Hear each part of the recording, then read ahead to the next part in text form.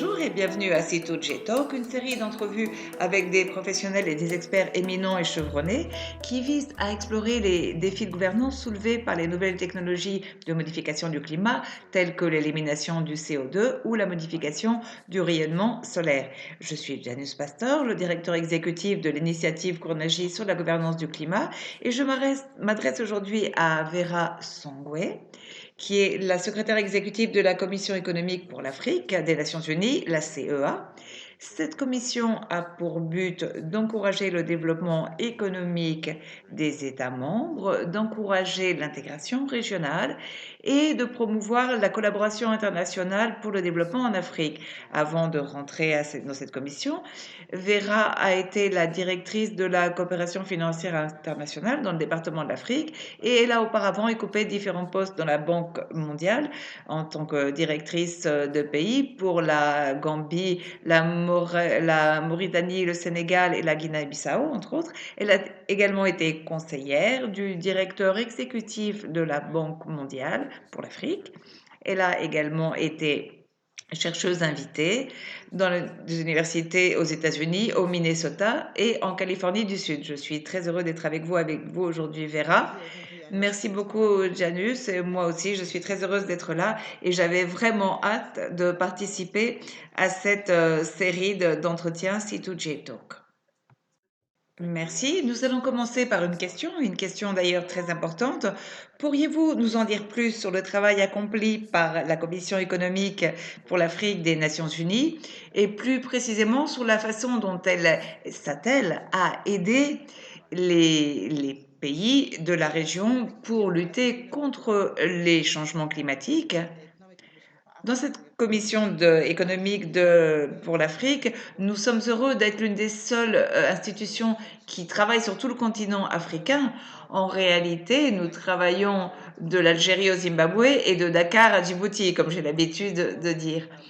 Nous aidons les pays à faire face au changement climatique et par exemple, vous voyez ce que nous avons fait il y a quelques semaines, début septembre, où nous avons eu une réunion de tous les ministres de l'environnement du continent pour voir quelle serait la position de l'Afrique à la COP. Et donc la première chose que nous faisons, c'est d'aider les pays à fixer leurs priorités et également à fixer leurs priorités sur la scène internationale pour que les pays développés les prennent en compte. Nous travaillons également avec les pays plus développés du continent, comme par exemple le Maroc, avec l'Égypte, et nous sommes sur le point de terminer, de faire avec le Kenya une étude sur les conséquences de la pandémie. L'Afrique souffre de la pire récession économique en l'espace de 25 ans, et cette étude qui a été réalisée avec l'Université d'Oxford et avec nous aide à voir ce que pourrait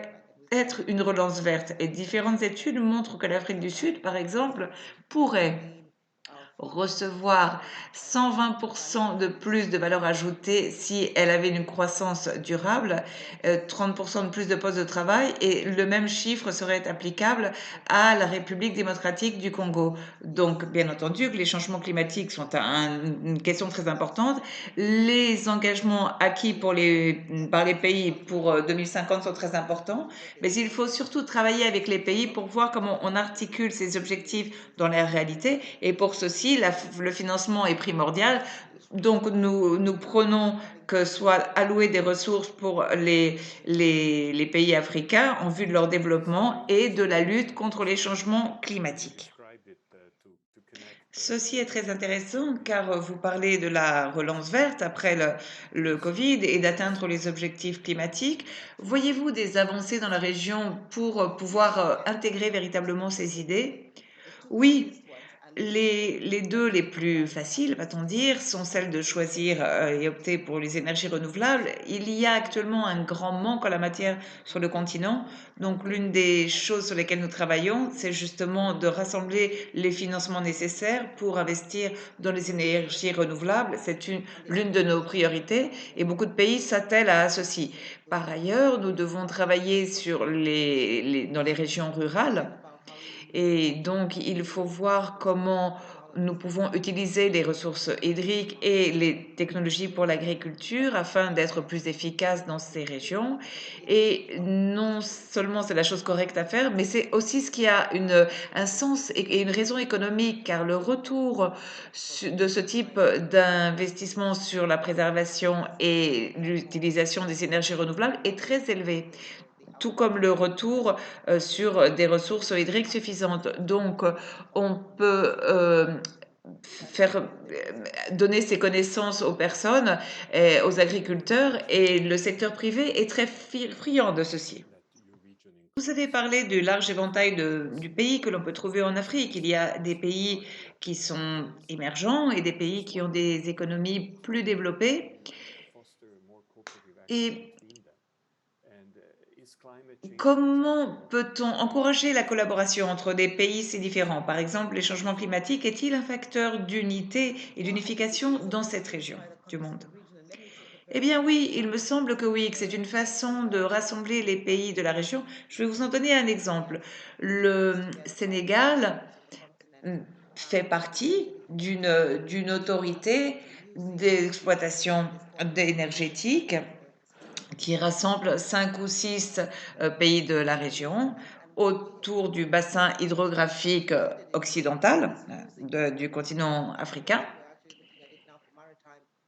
Et ce que l'on fait par exemple avec ceci, c'est de gérer ce type de ressources hydriques pour l'exploitation énergétique, mais aussi pour faciliter le transport et le transit vers la mer. Le Mali, par exemple, produit de l'énergie hydroélectrique à partir de barrages qui sont au Mali, et il y a un accord qui copartagent la Mauritanie et le Sénégal, et également la Mauritanie et la Guinée, et tout ce processus fait en sorte de renforcer la collaboration, et par ailleurs cela réduit et cela permet à tout pays d'avoir accès à la source énergétique la plus économique, et donc nous devons avancer en ceci sur notre continent, car nous voulons bien entendu élargir les installations énergétiques solaires dans différentes villes, il est par exemple aussi fondamental de rassembler les sources énergétiques pour pouvoir optimiser l'utilisation de ressources énergétiques, et il en est de même pour les ressources hydriques et pour le transport, comme le font ce pays. Dans la communauté internationale, dernièrement, par exemple, regardez ce qui se passe en Europe avec les prix du pétrole qui augmentent, ou la situation en Russie, et même dans certains moments de crise, les pays continuent à être fidèles à leurs objectifs énergétiques, car ils sont très importants, et c'est un pilier essentiel de la collaboration entre les pays de notre région. Vu le rapport du groupe de travail 1 du 6e rapport d'évaluation du GIEC qui a été publié en août dernier, et dans lequel sont proposées toute une série de technologies afin de réduire les émissions et de faire l'élimination du CO2 afin d'atteindre un niveau d'émissions net zéro, puis de passer aux émissions négatives de carbone. En fonction de la proportion d'élimination du CO2 appliquée, naturelle ou technologique, il y a toute une série de conséquences sociales, économiques qui peuvent être pour ou contre le développement durable. Comment les gouvernements peuvent-ils réduire ces dilemmes, ces conflits qui peuvent surgir de l'élimination du CO2 afin de profiter au maximum de ces avantages? C'est une question très intéressante sur laquelle nous penchons très profondément. Il y a une série de co-avantages au-delà de l'élimination du CO2 en tant que tel. Il y a de nombreux pays du continent dans de nombreux pays, on entreprend de nombreuses initiatives pour restaurer les forêts et les bois. Et l'objectif est de planter, je crois, 30 000 millions d'arbres dans les 5 ans à venir, tout en restaurant les bois et les mangroves. On protège les écosystèmes, on protège par ailleurs les ressources naturelles grâce auxquelles on peut continuer, par exemple, à exploiter les ressources hydrauliques pour produire de l'énergie. L'une des choses que nous faisons, c'est de regarder, de voir si l'on peut protéger les arbres plantés avec différentes mesures. et de fixer des objectifs et des incitations, pardon, pour que les personnes de ces zones repeuplées d'arbres ne doivent pas procéder à l'élagage pour pouvoir vivre, tout simplement. Le patrimoine naturel doit être conservé non simplement pour sa valeur intrinsèque, mais également parce qu'il faut conserver certaines pratiques agricoles. Au Bénin, par exemple, on met en route des mesures dans ce sens, on protège une grande région, il y a de nombreux visiteurs et les personnes sont très intéressées par ces zones protégées. Et au Gabon aussi, il y a des zones d'exploitation du bois et dans d'autres endroits aussi. Et ces zones, ces mesures d'exploitation du bois sont durables. Donc, on entreprend des initiatives très intéressantes qui préservent l'environnement et qui créent par ailleurs des emplois. Donc, il y a vraiment de grands efforts de reboisement qui sont faits. L'ambition de l'Afrique est la prospérité, mais en misant sur le développement durable. C'est-à-dire que ce n'est pas, il faut, voilà, se développer, mais conserver l'environnement. Et par exemple, on a de la biomasse et des combustibles fossiles, mais c'est vrai qu'il y a une pénurie et un manque d'énergie renouvelable dans le continent. Il nous faut plus de formation dans la matière et dans notre commission. Nous avons l'habitude de dire, de dire la transition qu'il faut faire dans chaque pays pour travailler avec les populations et commencer à travailler directement et concrètement sur le terrain avec les personnes en partant de la formation qu'on doit leur donner. On peut utiliser des technologies, mais la répartition d'énergie renouvelable n'est pas la même chose que l'application d'agriculture, de mesures agricoles qui vont être plus gourmandes en ressources hydriques. D'où l'importance de bien faire comprendre quelles sont les différentes technologies, les différentes initiatives et de bien faire passer le récit donc pour veiller à atteindre ces objectifs de prospérité tout en luttant contre les changements climatiques et en réduisant l'utilisation de combustibles fossiles. Vous avez dit clairement que le continent a pour objectif, entre autres, la prospérité. Donc, l'élimination du CO2 ne doit pas uniquement être vue comme une, euh, une façon d'atteindre des objectifs climatiques, mais aussi comme une source économique qui peut être vecteur de développement. On pourrait dire la même chose des objectifs en matière de carbone et de l'avancée en matière de ces objectifs. Est-ce qu'en Afrique, cette idée est palpable?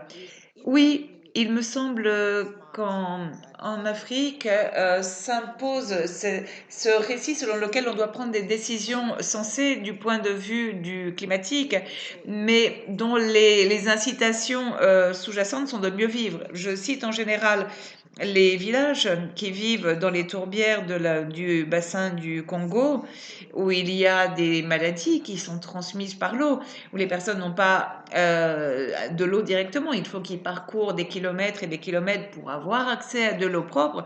Donc, si nous allons trouver ces personnes et on leur dit, écoutez, préserver la tourbière est le plus adéquate, on ne va pas être véritablement entendu, vous comprenez? Donc, il est vraiment nécessaire de fixer un prix du carbone pour qu'ils reçoivent un bénéfice, des avantages pour la conservation des bois et des forêts et donc de faire en sorte que cette activité du bois, c'était la gage, puisse également servir le développement les habitations avec tout un type de technologies agricoles différentes. Et par exemple, couper des arbres, il faut le faire de façon durable. Et ça, c'est la conversation qu'il faut avoir, car si on leur offre des opportunités d'avoir de meilleurs moyens d'existence tout en conservant la nature, et là, nous allons dans la bonne direction et il faudrait vraiment faire passer ce message.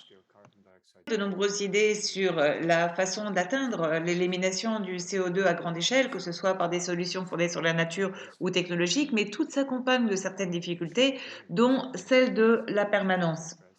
Comment peut-on résoudre cette question de la permanence et dans l'élimination du CO2 fondé sur la nature, par exemple avec les bois du bassin du Congo et qui perdent leur capacité d'absorption de carbone. Donc comment peut-on résoudre cette question? La permanence des solutions fondées sur la nature est justement une chose que nous prenons Et c'est pourquoi nous prenons pour l'installation de plans et de programmes de compensation pour l'Afrique, c'est-à-dire qu'ils reçoivent une compensation pour l'absorption et la conservation du carbone. Et que, par exemple, avec les tourbières dans le bassin du Congo dont je parlais, actuellement, et compte tenu de l'importance de ces tourbières, nous ne pouvons pas prendre pour acquis la contribution réalisée simplement pour l'élimination du CO2.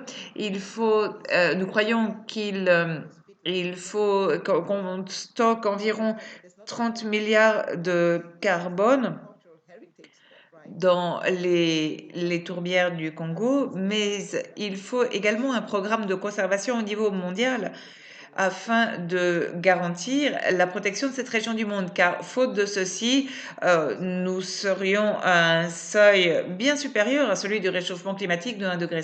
Nous dépasserions largement ce seuil, d'où l'importance fondamentale d'un programme de compensation pour les puits de carbone qui prolifèrent en Afrique. Et il y a des problèmes similaires que rencontre l'Amérique latine, par exemple. La forêt amazonienne, comme vous le savez certainement, émet plus de carbone qu'elle n'en absorbe au lieu d'être de l'un des plus grands puits du monde. Donc il faut éviter ce type de situation et donc il faut continuer à prôner l'inversion de millions et de milliards de dollars. Mais je ne sais pas si ces chiffres de 100 milliards de dollars est suffisant en Afrique. C'est une quantité qui a déjà été dépensée en Afrique pour lutter contre les changements climatiques, mais ce n'est pas tant que ça finalement. Et l'Afrique doit être, n'a pas à être quémandeuse, mais elle doit recevoir une compensation juste pour les services qu'elle apporte. Par exemple, au Libéria ou dans le bassin du Congo, on absorbe des énormes quantités de carbone. Et ces pays doivent vraiment recevoir une compensation pour ces services qu'ils prêtent à l'échelle internationale et on espère qu'on va pouvoir établir des incitations de ce type avec un peu de chance dans la COP ou quoi qu'il en soit, ce sont des conversations qui doivent se pencher sur cette question. Car si les puits de carbone d'Afrique disparaissent, nous n'aurons plus cette opportunité. Il sera trop tard. Nous ne pouvons pas continuer à retarder cette question, à la mettre sous le tapis, car si nous attendons trop, il n'y aura plus rien à faire. D'où l'importance enfin, de la collaboration entre les pays qui doivent travailler au coude à coude impérativement. Et c'est cette idée qui est sous-jacente derrière le débat sur la rénovation du multilatéralisme et de la collaboration internationale. Les pays du G20 auront certainement un point de vue qui est celle qui va être prédominante dans les négociations de la COP, mais l'Afrique doit également fixer ses conditions, ses négociations. Et en Afrique, nous avons vraiment besoin qu'on nous prenne plus en compte. Non simplement il faut établir un prix du carbone, mais il faut également que dire clairement le type d'initiative nous allons mettre en œuvre. Par exemple, dans certaines régions, on a fixé un prix pour la tonne de carbone. Mais ce ne veut pas dire qu'en fin de compte, euh, nous ayons apporté ou favorisé la conservation de régions qui absorbent du carbone. On a peut-être créé des industries qui ont fini par piéger du carbone. Et ce qu'il faut faire, c'est garantir que ce type d'initiatives qui sont pleines de bonne volonté ne finissent pas par avoir des effets pervers et négatifs, mais que véritablement elles se fassent au bénéfice local, des communautés locales, et ce qui sera bien entendu un avantage pour le monde entier. Donc il est effectivement fondamental de garder les puits de carbone en Afrique. C'est une question impérative, je suis totalement d'accord avec vous. Pour ce qui est de l'élimination du CO2, il y a une question qui revient sans cesse, c'est-à-dire l'aléa moral, c'est-à-dire le risque qu'il y aurait à avoir que de penser que l'élimination du CO2 peut détourner notre attention et nous écarter des efforts plus drastiques de réduction des émissions. Et donc ceci pourra nous faire courir le risque de ne pas atteindre les objectifs fixés dans l'accord de Paris. Ce concept d'aléa moral est donc très très présent et j'aimerais connaître votre opinion en tant qu'économiste, c'est-à-dire comment pouvons-nous équilibrer ces deux besoins, c'est-à-dire que l'idéal serait de réduire les émissions et ensuite utiliser l'élimination du CO2 pour faire face aux émissions résiduelles que l'on ne peut pas réduire. Quels sont les outils économiques et politiques qui seront importants en termes de gouvernance et qui vont pouvoir contribuer à l'atteinte de ces objectifs? C'est une question très intéressante, Janus. À l'heure actuelle, la technologie n'est pas encore complètement développée. Donc, une grande partie de ces technologies d'élimination du CO2 ne sont pas encore très bien comprises. On n'en connaît pas encore tous les risques dont elles s'accompagnent.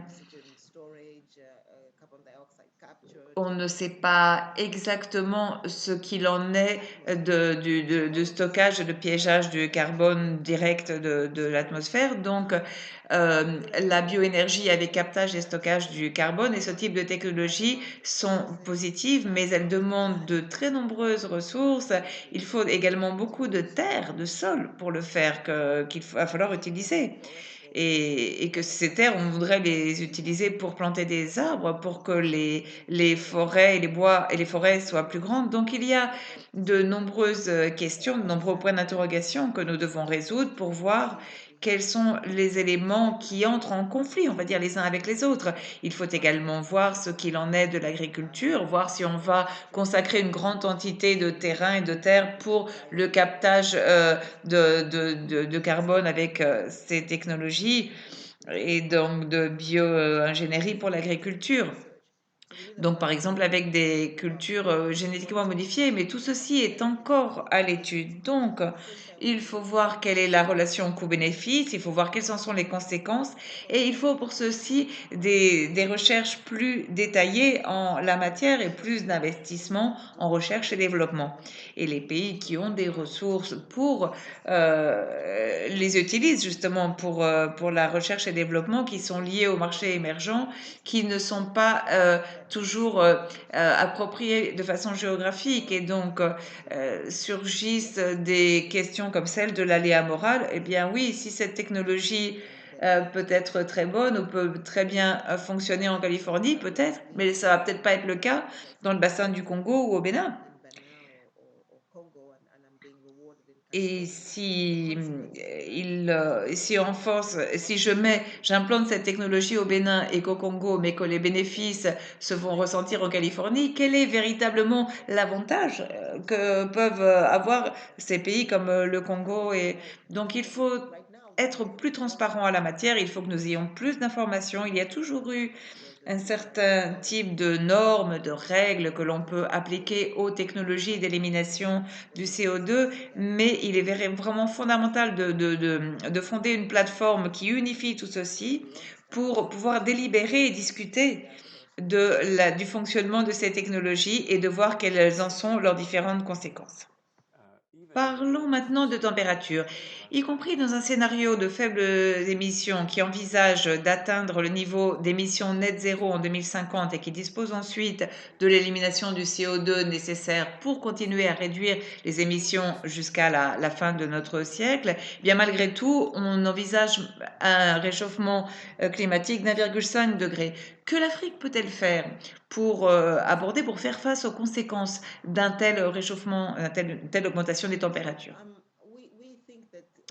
Eh bien, cette question du réchauffement, c'est-à-dire de l'excès des températures, la responsabilité, pardon, en incombe essentiellement aux pays développés, aux économies développées. Et c'est une chose qu'il faut dire clairement et mettre véritablement sur la table. Et pour résoudre certaines de ces questions, il faut voir ce que font les pays industrialisés, ce que font les pays développés en la matière.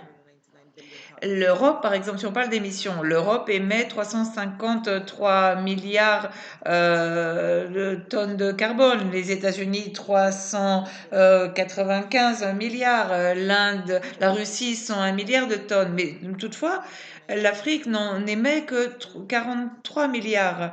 Donc vous voyez que si l'on compare tous ces chiffres que je viens de citer, eh bien l'Afrique n'est responsable que 2,7% des émissions. Et ça, c'est vraiment une chose qu'il faut garder à l'esprit.